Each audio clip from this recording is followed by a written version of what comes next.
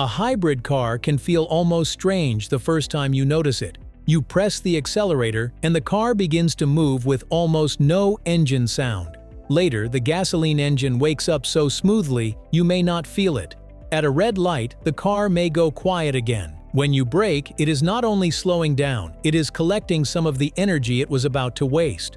To the driver, this feels simple, but underneath, the car is making tiny decisions between gasoline, electricity, motion, and stored energy. A hybrid is not just a car with two power sources. It is a car built around one quiet question. What is the least wasteful way to move right now? Let's get into it right here on Secrets of Simple Things.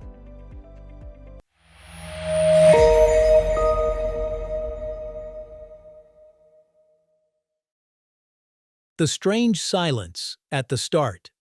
The first clue is usually the silence. A regular gasoline car has to use its engine for almost everything, leaving a parking space, crawling through traffic, rolling toward a stop sign, then accelerating again. A hybrid changes that rhythm. In quiet streets or parking lots, the electric motor can move the car gently with energy stored in the battery. From the outside, it may seem as if the car is barely running, but it is not asleep. It is choosing the quieter tool. Gasoline and electricity are not rivals inside a hybrid. They are two different ways to solve the same problem. So how does the car decide which one should work? Two power sources, one job. A hybrid begins with a simple partnership, an internal combustion engine and an electric motor. The gasoline engine burns fuel, creates power, and works well when the car needs steady motion, longer distance, or higher speed. The electric motor responds quickly, which helps when the car starts from rest, moves slowly, or needs a short burst of power. So a hybrid does not make gasoline disappear. It simply tries to avoid using gasoline when gasoline is not the best tool for the job. The most common partnership.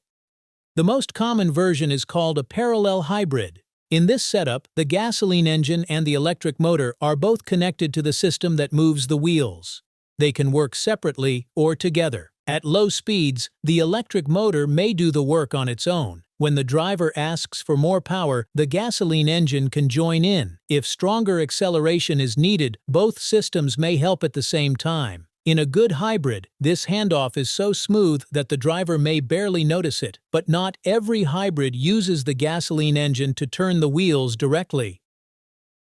When the gas engine becomes a generator.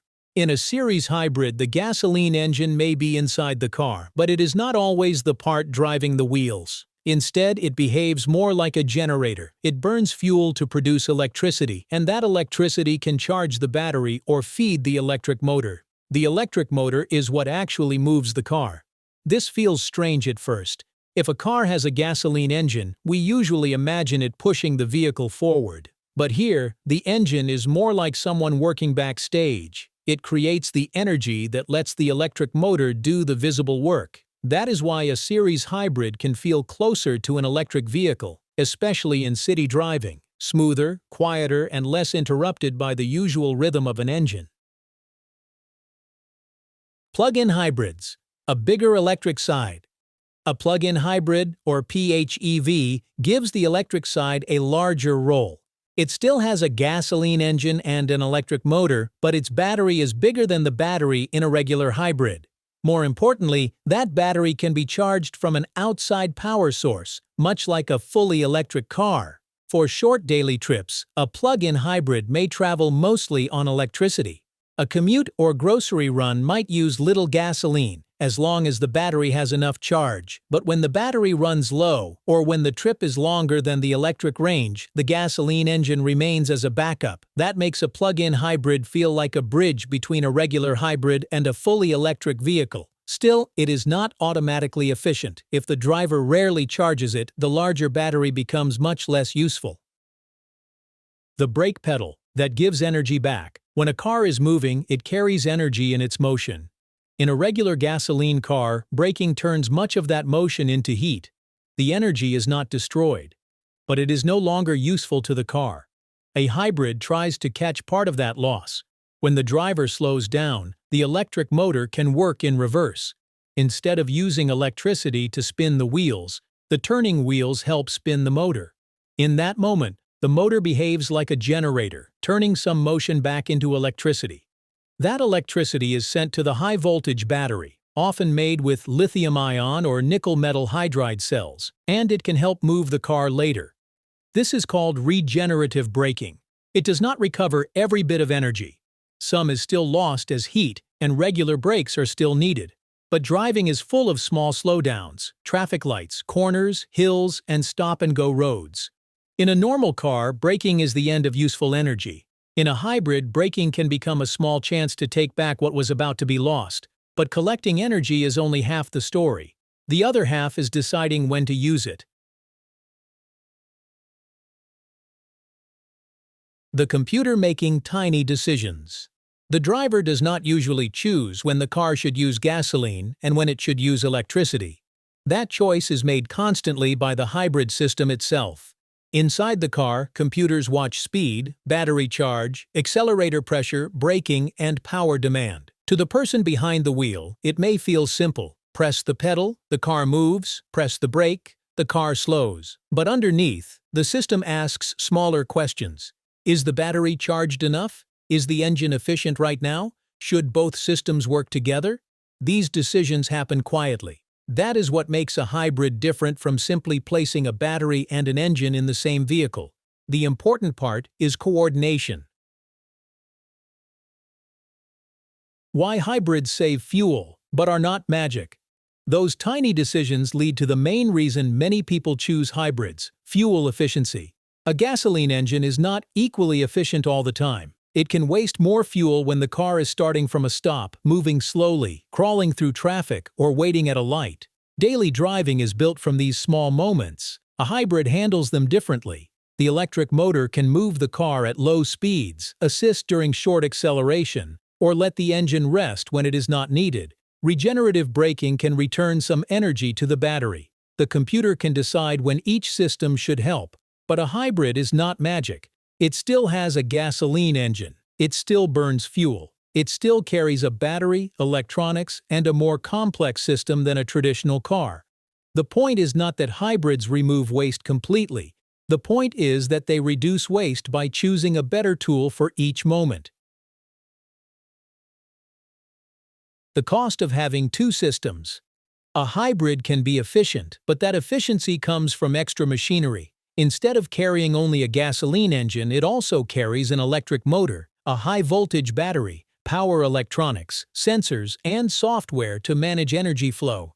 That added complexity is one reason hybrids often cost more upfront than similar gasoline-only cars. Over time, some of that cost may be balanced by using less fuel, incentives, or tax benefits. Regenerative braking can reduce brake wear, and the electric motor can share work with the engine. But the savings depend on fuel prices, driving habits, battery condition, maintenance costs, and how the car is used.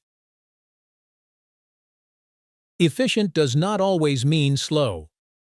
One misunderstanding still follows hybrids, that saving fuel must mean being weak, slow, or boring. But electric motors change the feeling of power. A gasoline engine usually has to build power through moving parts, rising speed, and changing gears. An electric motor can deliver strong pulling force almost instantly. That quick response is one reason a hybrid can feel surprisingly lively when it starts moving or needs a short burst of acceleration. This does not mean every hybrid is a performance car. Most are designed for practical driving. But efficiency does not automatically mean weakness. Some high-performance cars have used hybrid systems because electric power can add speed as well as save fuel. A hybrid is not simply a quieter, softer car. It is a different way of distributing power. Why hybrid technology is spreading. Because that idea is useful, hybrid technology has started moving beyond ordinary passenger cars. A city bus stops and starts all day.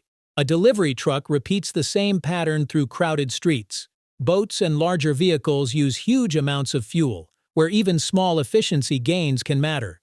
As batteries improve, electric motors become stronger and regenerative braking becomes more refined. hybrid systems can spread into more machines. The goal is not always to replace fuel completely. Sometimes the goal is to use less of it, recover more energy, and make each movement slightly less wasteful. A car built around less waste. A hybrid is easy to describe as a car with two power sources, but that is not the full story.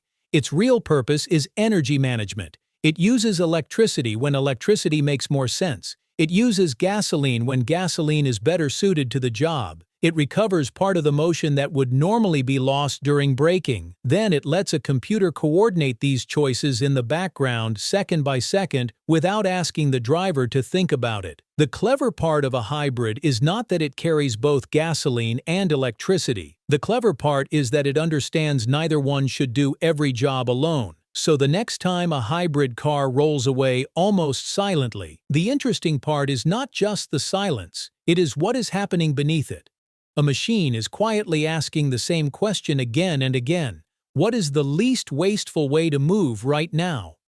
Subscribe to Secrets of Simple Things for more quiet engineering stories hiding in plain sight.